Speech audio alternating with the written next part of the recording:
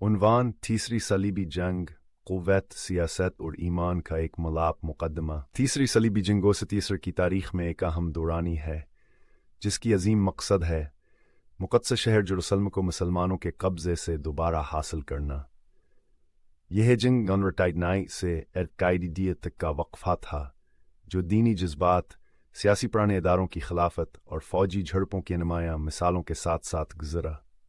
इस जंग में इंग्लैंड के मशहूर रिचर्ड लाइनहार्ड, फ्रांस के फ़िलिप दूसरा और रोमी सल्तनत के फ्रेडरिक बारबरोसा नामी अहम फौजदारों की क़ियादत थी जिन्होंने इस जंग को अपनी क़ियादत में लिया। फ़ौज की नाफिज़ी और इत्तेहाद।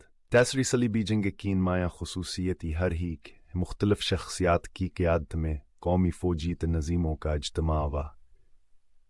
रिचर्ड लाइनहार्ट, फ़िलिप दूसरा और फ्रीडरिक बारबरोसा जी से शहरत याफ्ता रहनुमाओं ने एक दूसरे के साथ इत्तेहाद बनाया ताकि हम क़द्स इलाक़ा में फ़तह हासिल करें।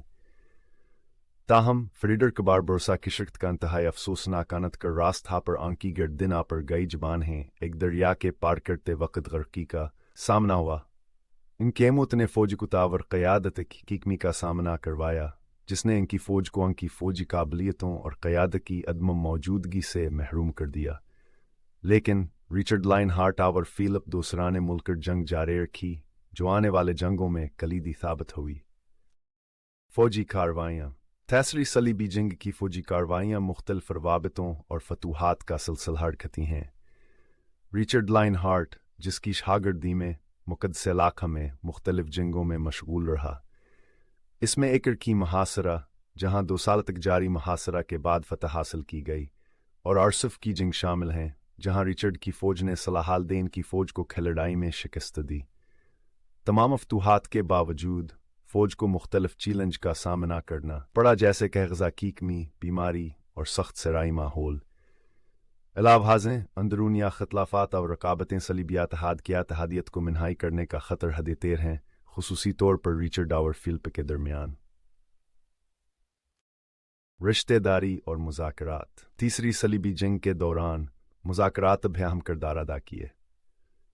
रिचर्ड लाइनहार्ट ख़ास तौर पर अपनी मुज़ाकरती सलाहियत को ज़ाहिर करते रहे, जवान सुल्तान सलाहल्दीन के साथ मुख्तलिफ़ मुज़ाकरात करने पर मजबूर करते। दोनों जानब की मुताल्लिक़ एहतराम और शाहगिर्दी के बावजूद रिचर्ड और सलाहल्दीन को मुस्तक़लात फ़ाक़त कुन्हे पहुँचा। मुज़ाकरती मराहिल में इलाक़ाई हिक्मरानों के दरमियान सियासती मसाइल भी अहम रहे। फ़्रांस और अंग्लैंड के दरमियान मौजूद रकाबत और इख्तिलाफ़ात ने भी मुज़ाकरात पर असर डाला। उन दोनों मुल्कों के कायदीन ख़ास तौर पर जल्द ही बहरिया जंग जोई में मुख्तलिफ़ तन किरदार अदा करने लगे। इनके माबीन होने वाले इख्तिलाफ़ात ने मुज़ाकरात को मुश्किल बनाया जब इक्तमाल मौफ़क़ियत की राहों में रुकावट बने रहे। मुज़ाकराती सियाक़ व सबाक़ के बावजूद तीसरी सलीबी जंग ने आखिरी फ़ैसला नहीं किया। इसके बावजूद ये जंग एक अहम मोड़ पर कौमी और आलमी सतह पर मुज़ाकरात के नताइज को मुतासिर करती रही। इसने फ़िलसूफ़ी, सियासतदानी और दीनी मौज़ूआत पर भी असर अंगेज़ी डाली और इसका तासिर आज तक महसूस किया जा रहा है। उन्वान चौथी सलीबी जंग, अज़ाइम, तक़सीम और तनाज़ुआत का संगम तारुफ़। चौथी सलीबी जंग जो अद-दाउद में शुरू हुई थी, इब्तिदा में यरूशलेम मुक़द्दस शहर को मुसलमानों के कब्ज़े से छुड़ाना था। ताहम इसके नतीजे में वाक़ात का एक सिलसिला था जिसके निशानदेह सियासी साजिशों, इत्तेहादों की तब्दीली और बालाख़िर अपने असल मकसद से इन्हिराफ था। इस मज़मून का मकसद चौथी सलीबी जंग के महरक़ात, कलीदी खिलाड़ियों, फ़ौजी महमात और इसके तनाज़ा मेरा सकी खो जलगाना इसकी पीचीदा तफसीलात को तलाश करना है। महरक़ा और पस मंज़र। चौथी सलीबी जंग को मजहबी जोश, जोग्राफियाई सियासी अज़ाइम और ज़ाती मफादात के इम्तज़ाज से तक़वियत मिली। सलीबी जंग का मुतालबा इन और हरसद में सलाहल्दीन के हाथों यरूशलेम के ज़वाल और उसके बाद तीसरी सलीबी जंग के दौरान शहर पर दोबारा दावा करने के कोशिशों के पस मंज़र में आया। पोपानुसन III, जो कि पोपकिया अथॉरिटी पर जोर देने और ईसाईयत को अपनी क़ियादत में मुत्तहिद करने के ख्वाहिशमंद हैं, ने एक नई सलीबी जंग का मुतालबा किया। यूरोपीय हुक्मरानों पर जोर दिया कि वो खुदा के नाम पर हथियार उठा लें। कलीदी खिलाड़ी और इत्तेहाद। चौथी सलीबी जंग की क़ियादत बखर गई थी। مختلف دھڑے کنٹرول اور اثر و رسوخ کے لیے کوشاں تھے۔ نمایاں شخصیات میں مونٹفراٹ کا بونیفیس، ایکر شمات یا تالویری ساورینری کوڈنڈولو، وینس کارڈو تھا، جن کی حکمت عملی کی مہارت صلیبی جنگ کے راستے کو نمایاں طور پر تشکیل دے گی۔ صلیبیوں نے وینیشین تاجروں کے ساتھ اتحاد قائم کیا، جنہوں نے مہم کے لیے اہم لاجسٹک امداد اور بحری طاقت فراہم کی۔ موڑاور تنازع چوتھی صلیبی جنگ کے اہم المحات میں سے ایک کا اپنے مطلوبہ ہدف یروشلم سے ہٹ جانا تھا۔ ونیشینوں پر واجب عملی قرضوں اور صلیبی صفوں میں سیاسی چال بازیوں کی وجہ سے توجہ بازنطینی سلطنت کی طرف مبذول ہو گئی۔ صلیحودیوں تھیج میں صلیبیوں نے فوجی طاقتور لالچ کے وحشیان ہم ظاہر ہمیں بازنطینی سلطنت کے دارالحکومت قسطنطنیہ کو مشہور کر دیا۔ اس متنازع حاکدام نے مسیحیات ہاد کو پارا کر دیا اور چرچ کے اندر گہری تقسیم کا باعث بنی۔ فوجی مہمات اور چیلنجز چوتھی صلیبی جنگ کی فوجی مہمات کامیابیوں اور ناکامیوں دونوں سے نشان زد تھیں۔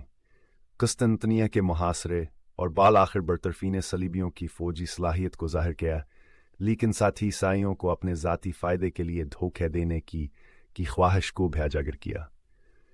اپنی آبدائی کامیابی کے باوجود صلیبیوں کو متعدد چیلنجوں کا سامنا کرنا پڑا، جن میں بازنطینی افواج کی مزاحمت، رسد کی مشکلات اور ان کی اپنی صفوں میں داخلی اختلاف شامل تھے۔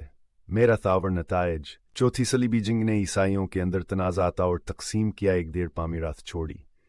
قسطنطنیہ کی برطرفی نے نہ صرف بازنطینی سلطنت کو کمزور کیا بلکہ چرچ کی مشرقیہ اور مغربی شاخوں کے درمیان تعلقات کو بھی کشیدہ کر دیا۔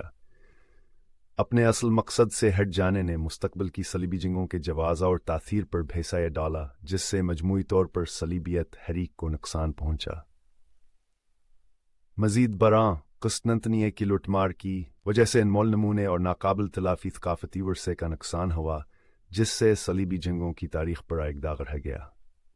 نتیجہ آخر میں چوتھی صلیبی جنگ عزائم، لالچ اور سیاسی سازش کے خطرات کی ایک احتیاطی کہانی کے طور پر کھڑی ہے۔